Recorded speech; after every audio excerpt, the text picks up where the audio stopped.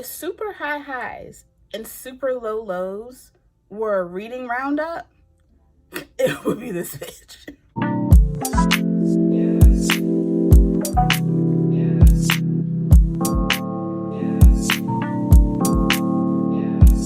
What's up, y'all, and welcome back to my channel. I hope y'all are doing well.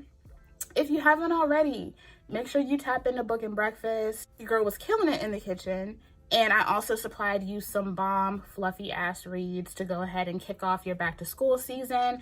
I know y'all need it with those kids going back to school. I know you're ready. And also, if you're new here, if you love books, if you love to be cozy, if you love good food, all of that stuff, go ahead and subscribe and make sure you turn on your notifications because we have a good time over here. All right, so we are going to be getting into my reading wrap up for July. It was interesting. The emotions were emotioning. The feels were feeling. There were also heavy feelings of disappointment and confusion. Definitely gonna have to do another book review for one of these because good God, that's what y'all were hyping up. Yeah, anyway, if you want to see all the books I read in July, go ahead, tap in. All right, so I only read one audiobook in July. I had one of my library books in July, and I also had an e-arc that I read.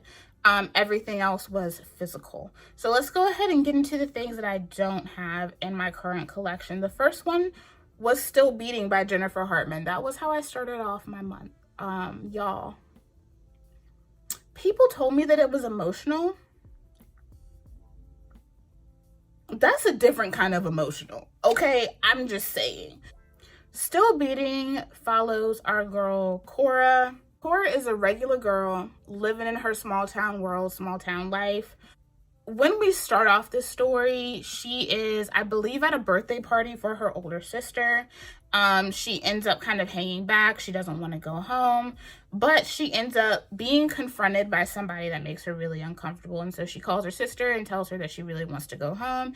And her sister sends her fiance to come get her. Now, she and her sister's fiance have always had issues. They all went to high school together, and he always kind of seems to be in her way.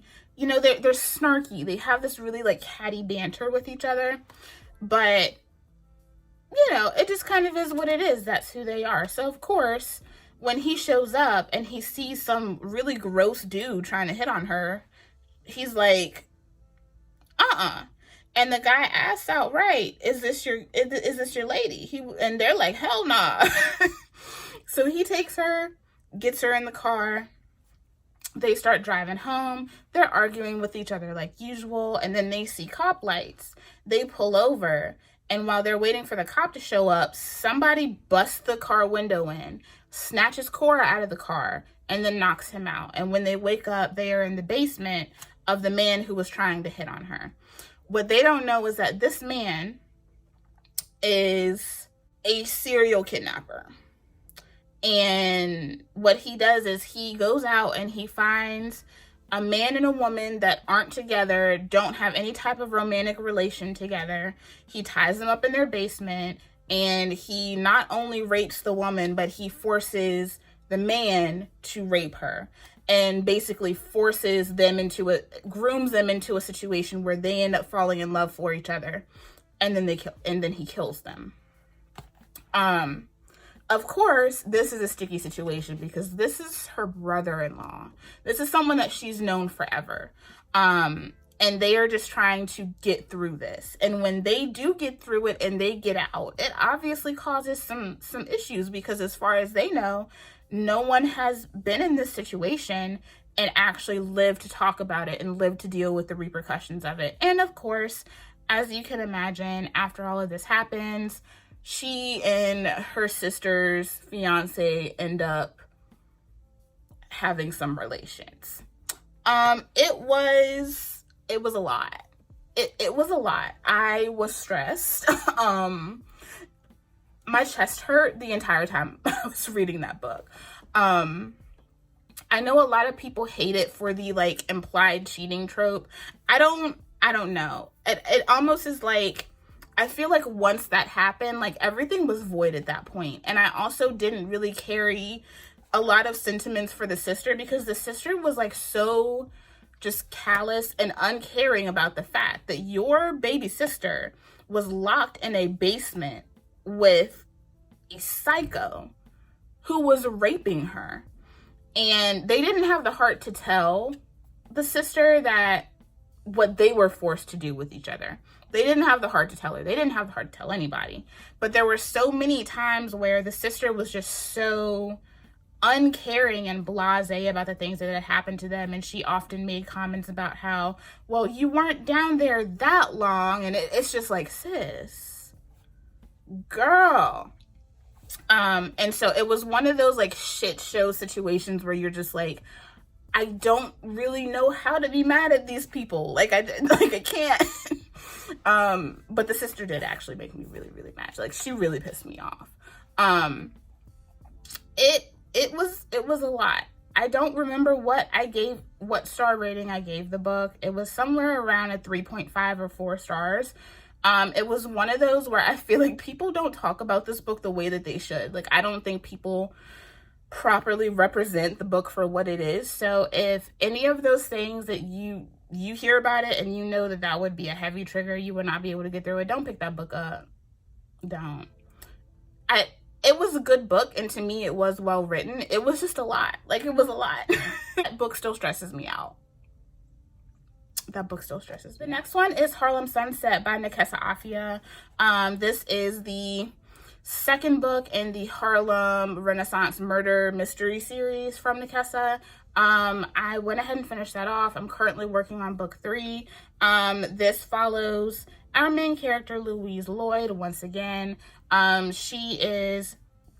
This is directly following the events that happen in the first book, Dead Girls. So I won't go into too much depth about it because there's a lot of things that I can't say about the plot, because it would give away book 1. But it is a murder mystery. We have Louise Lloyd, who is now living in the aftermath of all the things that happened in book 1.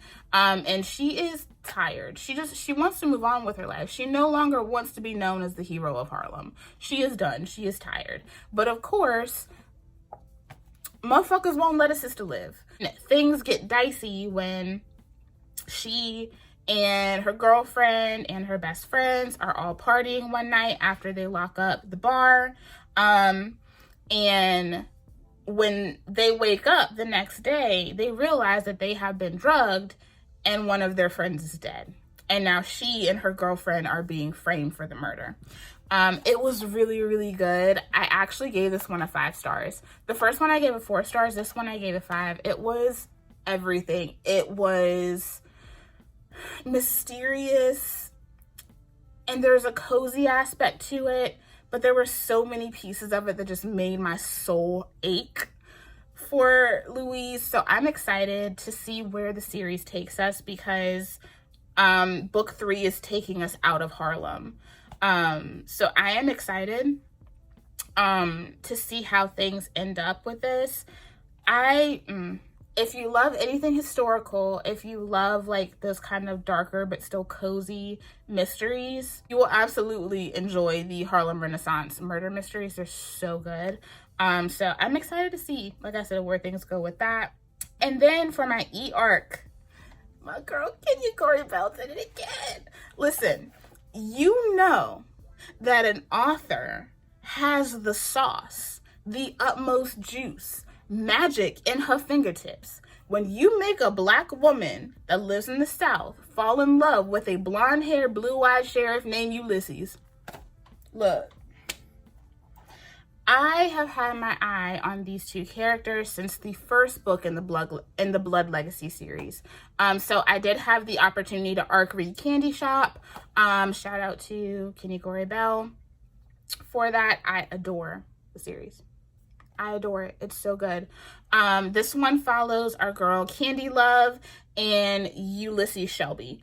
If you don't know the history behind these characters in the series, this is a small fictional town set in Alabama called Shelby Love. And there is a long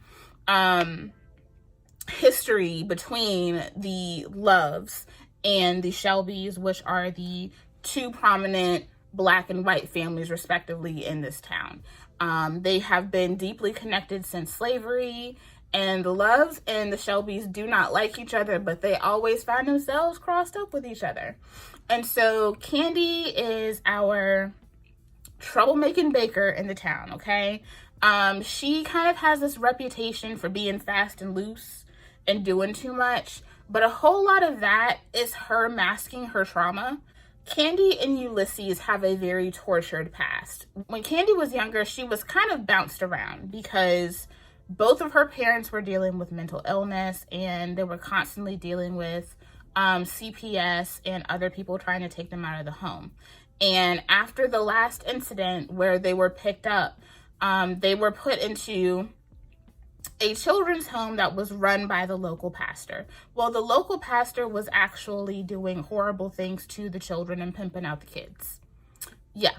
And Kandie and her twin sister were like, nah, we getting the fuck up out of here. And they had reputations for being little firebugs and tricksters. All right. And so her sister finds a way to get them out. She starts a fire. She gets her sister out. She gets the other kids out. And the sheriff and Ulysses, who is at the time a teen, show up to come and help. And while Ulysses is comforting Kandie because she can't find her sister, the entire building collapses down on all of the people that were still trapped inside, including the sheriff, all of the officers, Kandie's sister, and some of the kids that were still in there. Okay. And so they both share in losing people that were very integral in their lives. Ulysses lost his father that night, and Kandie lost her twin sister. And following those events, when Kandie gets older, she and Ulysses end up kind of having a moment together. You know, they get a little romp, and they can't deny that they have this really deep connection and they have these deep feelings for each other. But right after that happens, Ulysses disappears and he goes into the army and he never comes back. And so the bulk of the book takes place over a decade later. Ulysses comes back to help take care of his mom. She is battling with terminal cancer. He knows that she is at the end of her life. And so he is taking up the helm as sheriff. This book, the timeline of this book covers every single book in the Blood Legacy series. This is one of those that you cannot go into this without reading the other ones. The way that Kenya seamlessly gave us all of this tension and buildup from those books, and then came in with Candy Shop and wrapped it all up, so amazing. And so we know all of the other plot points that are happening with other people's stories and how they connect to Ulysses and Kandie. But Kandie and Ulysses also have their own bigger things going on, because she is frustrated with him because he wants her. Like he is like, you are mine and I am yours. And she is like, nah, but you left. So not only are they dealing with their very deep and complicated feelings with each other, but Kandie also has a stalker, and things get really, really bad for her. All of those things are very clearly going to be leading to other very important things to come with the continuation of the series, y'all. Masterful.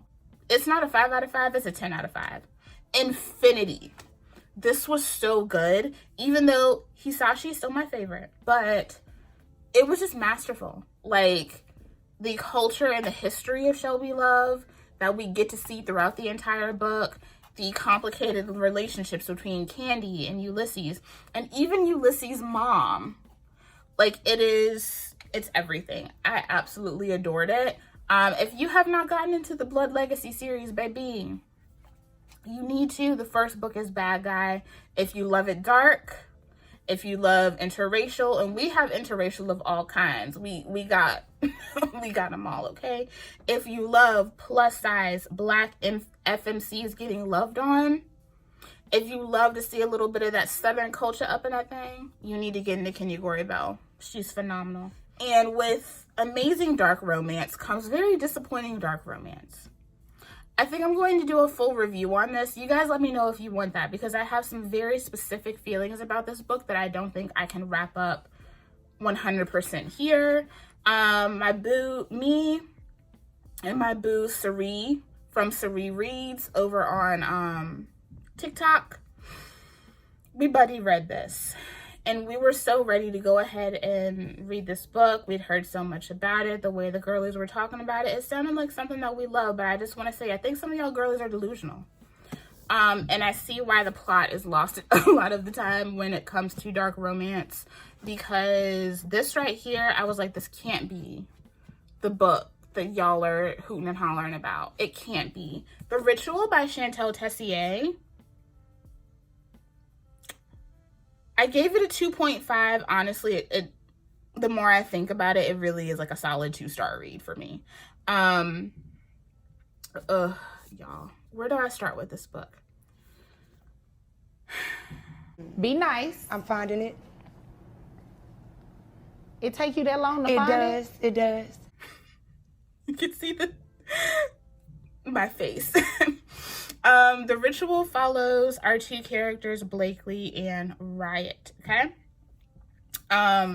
Riot is a member of the secret society known as the Lords. It's the most not secret society I think I've ever heard of, first of all, okay? The Lords are a sect of very wealthy, rich and powerful people, men, okay? And they basically, when they go into college, they are recruited and they have a very long list of dangerous illegal activities that they have to do to prove their loyalty to this sect, okay? Riot is at the tail end of his initiations, and he is set to be given a chosen. What is a chosen, you might ask? Well, let me tell you. A chosen is basically their chosen sex slave. And so they are given a woman as a gift for their senior year of college. And they can do whatever they want with her. But the catch for Riot is that he doesn't get to just pick a chosen. No, he is told that he has to pick Blakely. And this is a big deal because Blakely is already the girlfriend of Riot's former friend, Matt. Now, Riot and Matt fell out because when they were sent out on a mission to take someone out, Matt decided that he wanted to do a little bit more and tried to assault the woman that was also there, even though that wasn't his job. And he ended up accidentally killing her. And so as retaliation, Riot was told, well, you're going to take his girlfriend as your chosen. And so he does. And so it all begins. This book, y'all, like I said, I think I'm going to do a full review on it because I have so many feelings about this. What I will say is that there is no reason why this needed to be 650 fucking pages. I don't know what crack Shantel was doing when she wrote this, because it did not need to be 650 pages. It didn't pick up and actually have meaningful things happen until like 356 pages in. The latter half of the book I actually really enjoyed, but the first half was like, why are we here? Why are we here? I felt like the smut in this book was a big eye roll to me, especially, and I think I've read so many good smut books that are dark and kinky that all of this and Riot's character in general just felt like it was trying too hard.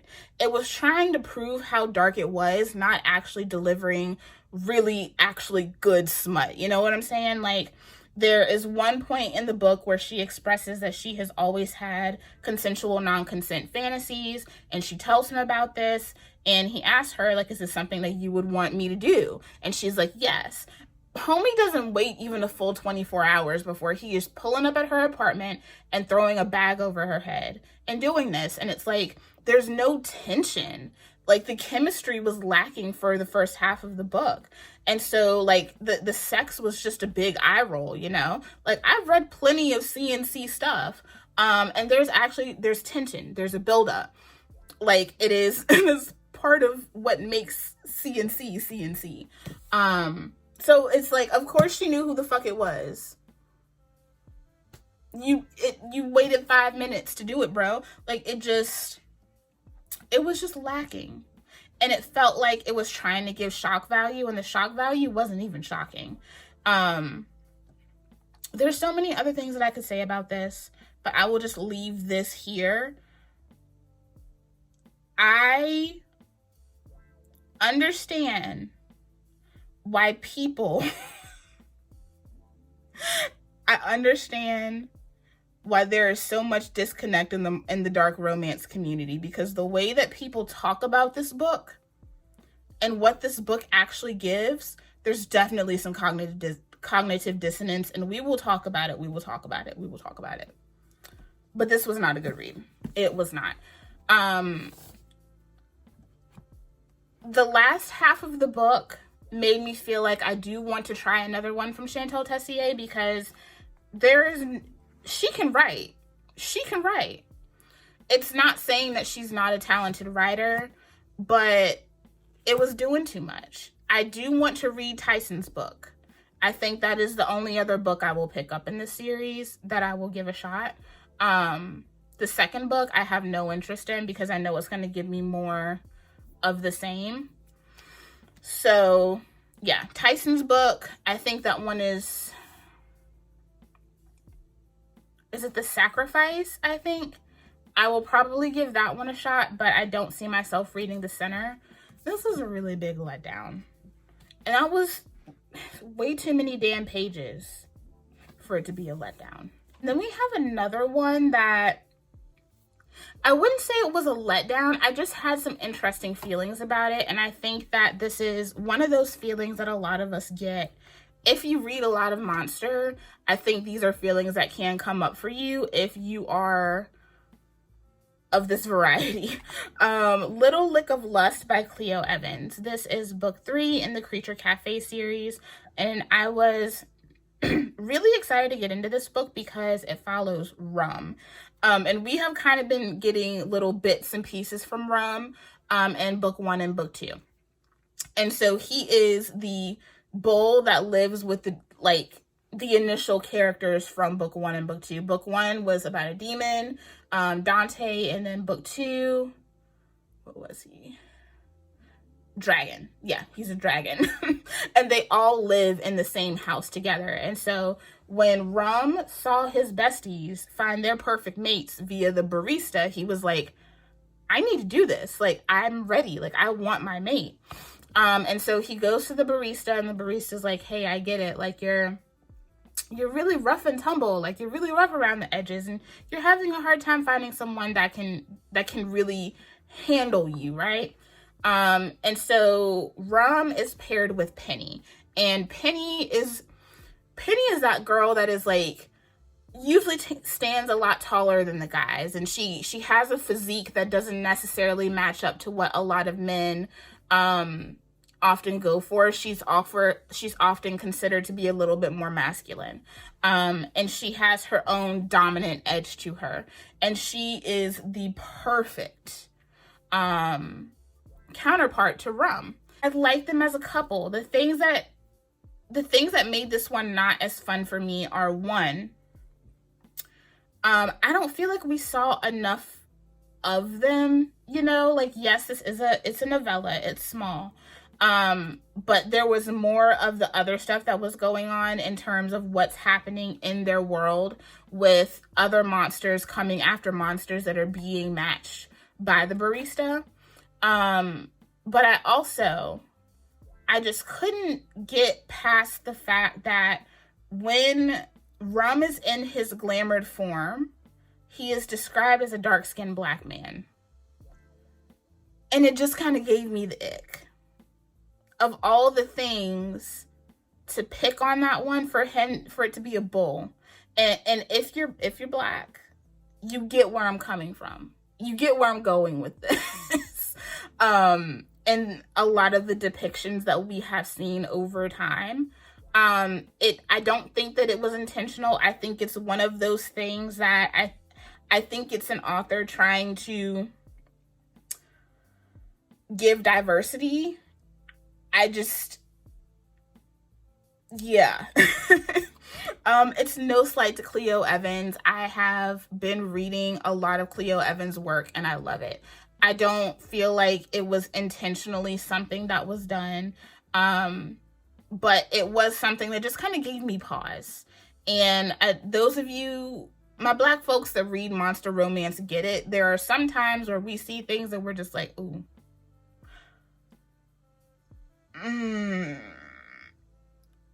Have you thought about what that's representing and what that's saying? And that was just one of those things that just kind of gave me pause.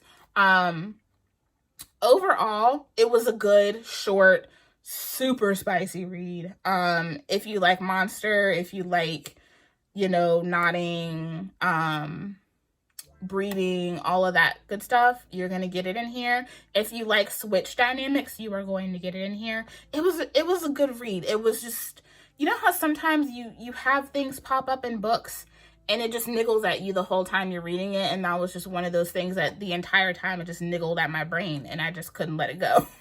And then our book club pick, y'all know I rock and ride hard for the Booksterhood. And for our Booksterhood book club, we picked The Orc Prince by Qua Hudson. This is the first book in the Queen and the Orc Prince duology. Y'all, we had a time with this one. It was so good. This follows Igor and Arya. This is set in a fictional world, and Arya is our queen. But she's not living a good life. She was propped up into marriage with the king, and the one thing that they want from her is to produce an heir. But you can't produce an heir when your husband won't sleep with you, and her husband won't sleep with her because he's too busy screwing the head of his Kingsguard. Yeah, he doesn't like women. Yeah. And he really, really, really hates her. And so he has made it clear, I am not touching you. So this has brought a lot of scorn and a lot of really awful feelings towards Arya, because people see her as not holding up her end of the bargain. And she's like, well, I can't get myself pregnant. And so things come to a head when she is sent to see the seer of their kingdom. And the seer gives this prophecy that she is not pregnant now, but she will be. And she will be giving birth to heirs of a great nation. The king and his Kingsguard, his little boyfriend, they ain't fucking with it no more. And that night, she's woken up and she finds old dude Seamus standing over her because the king sent him to kill her. And he tells her to run for her life. So she runs. She ends up coming to the river. She jumps in, ends up going down a waterfall. And when she wakes up, she is in the clutches of this guy right here, Igor. Igor is an orc. He is the prince of a different realm and nation. And he has been banished into the human realm for 100 years. His banishment is almost over, but his feelings about wanting to go back and take back his rightful place in his kingdom change when he finds Arya near death. He takes her into his home and he cares for her and he nurtures her, and she breaks down all of his big, broody, and harsh ways, and she softens him in a way that he did not think was possible. And they end up falling for each other. But that's not over, because they have a whole lot of shit going down in their kingdoms. Y'all, this was so good. It was so good. It left me with so many questions. I have already finished the second book. So if you guys would like a review of the full duology, I will totally do that. It was a really good time. I do have some criticisms, but overall, I had a really good time with this book. It was a great pick. We're already working on our read for August, so you guys will see that in my August reading wrap up when everything is said and done. But this was really great. If you love monster romance and you want something, you like orc, but you struggle with orc romances because a lot of times they be a little questionable in the same ways that I mentioned with, Clio Evans. So, if you're interested in a really good orc romance and you like fantasy, check out the Orc Prince. Okay. So the next two books, I already have a review up for both of these. If you go check out my video from last week, I did a review on both of these. The first one is Cindered by Chalan Johnson. This is coming in at one of my favorite Why Choose books. This is Why Choose. It's Fae. It is a fantasy Cinderella retelling with diverse characters. We got Black folks up in here.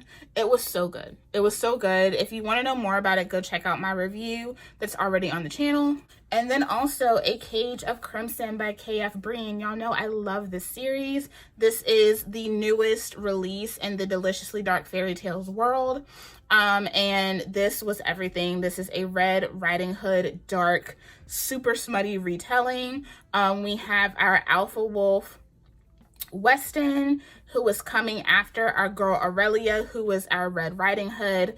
And not only is she Red Riding Hood, she cooking drugs. And Weston is her mate and also her jailer. This was so good, perfectly smutty.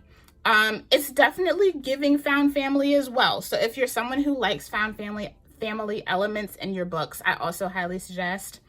This was so good. I already love the series, but this I think is like my favorite installment so far, and that says a lot because I am down bad for Finley and Nefane, but I love Aurelia and Weston, and I adore the friendship between Hadriel and Aurelia. It might be one of my favorite bookish friendships of all time. So we're gonna keep going. I have two books left. The first one, I have been meaning to get into this for a minute. So happy I did. This is The Grim Reaper's Lawyer by Mia Monique. Yo, I thought this was a standalone. There's gonna be another book. I think it's gonna be a full series. This is everything. So do y'all remember, if you have seen Diary of a Mad Black Woman, that scene where Charles is in court and the person that he's representing loses in the case and they're carting him off to jail, and he reaches for one of the officer's pew-pews and he shoots Charles? That's what happens to our girl Joyce. So Joyce is a well-known lawyer, but she has been down on her luck, and she is currently working for a firm that she can't stand. And she has been given cases for people that she absolutely cannot stand. And so she is working on this case, and she's just over it. She's over everything. She is over the person she's representing. He's just lying and making her job harder. She's over her boss. And she says, you know what? Fuck it. I'm quitting. So on the last day of this trial, she walks in, tells her boss, fuck you. I'm done. She says, I'm going to finish out my case, and then you're never going to see me again. Okay? So they go to court. Of course, her client loses. He screwed up his case. But he's not having it. And so he tells her, if I'm going down, you're going down with me. And he turns around and pew-pews her. And she dies. But when she wakes up, sorry, I can see Hank's little brother outside. When she wakes up, she is met by one of the finest men she has ever seen. And he is Aiden. He is a Grim Reaper. And he tells her she has one of two choices. She can represent him in the new Grim Reaper's court, or she can go to hell. Pick. And she tells him, well, I don't want to be a lawyer no more, so I guess I'll choose hell. That doesn't last long, though. She ends up representing Aiden in a case that is taking place in Eden. And Aiden has been accused of reaping the incorrect soul, and Joyce has been tasked with proving that this was not Aiden's fault. This was so good. First of all, Aiden, yummy. The spice, immaculate. But the story and all of the happenings in Eden and finding out that this is so much more than we thought it was going to be, it was so good. I think book 2 is coming out soon, so be on the lookout. I think this has a new cover now. I want to pick up the new cover because it looks so pretty. But yeah, this is great.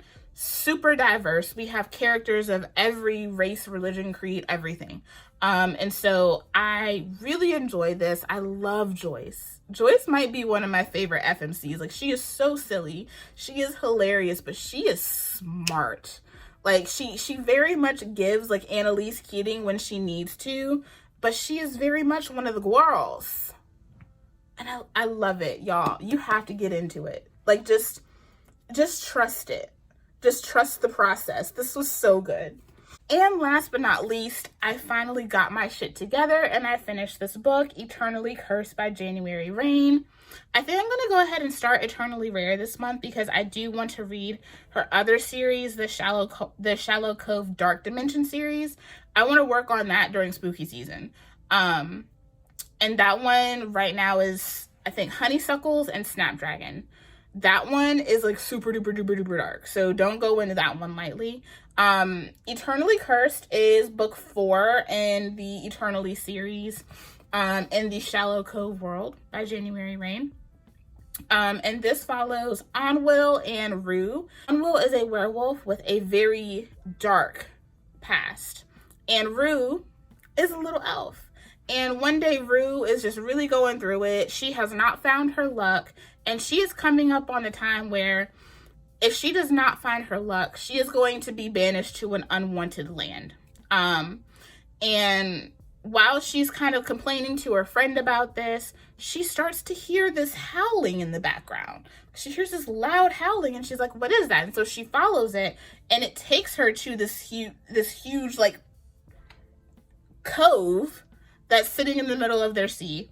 She ends up having an accident. She trips, she falls, hits her head, and falls into the cove. And the cove is actually a portal that ends up taking her into Salem, which is where Onwil is currently living with X and Maven and all of the other creatures that have ended up making it to their home. Onwil, he's going through it, and he did not think that he was going to find his mate. He is in deep turmoil because he has been watching his brother suffer with a werewolf sickness that has made him go completely mad. And he has promised his brother that if he can't find help for him, then he will kill him. And so when his mate is thrust right in front of him, he doesn't know what to do with her. He's like, I'm inexperienced and I'm not a good person. I've done all these awful things, even though they weren't things that I wanted to do. But how in the world can I love this woman that has been gifted to me, and I don't even know how to exist? I barely know how to be a werewolf. And Rue was like, look, you are my mate. Fuck all that. I got you. And so Onwil and Rue end up going on a long journey into different lands to try to get all the ingredients that they need in order to help save Onwil's brother. But it's also a race against the clock, because pretty soon Rue is going to go into heat, and that is going to change everything for Rue and Onwil if they are not ready. It was so good. It was so hot. It was so spicy. I don't think I've read this much nodding in this much breeding kink in a book in my life. It's a lot. It's they fucking.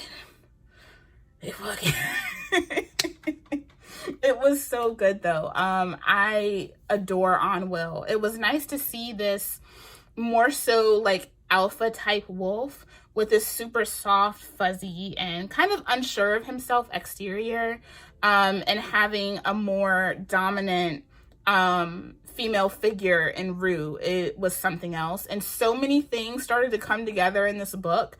Their journey really puts a lot of things into perspective and what is going on in this world. So it was a lot.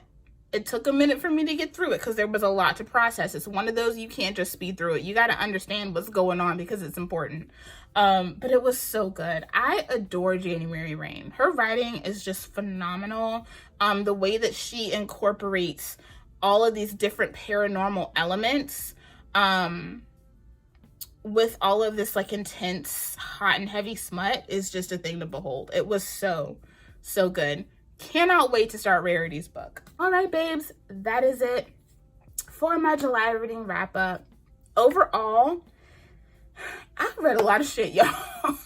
I read some big books. So the fact that I finished 10 for the month is saying a lot, okay?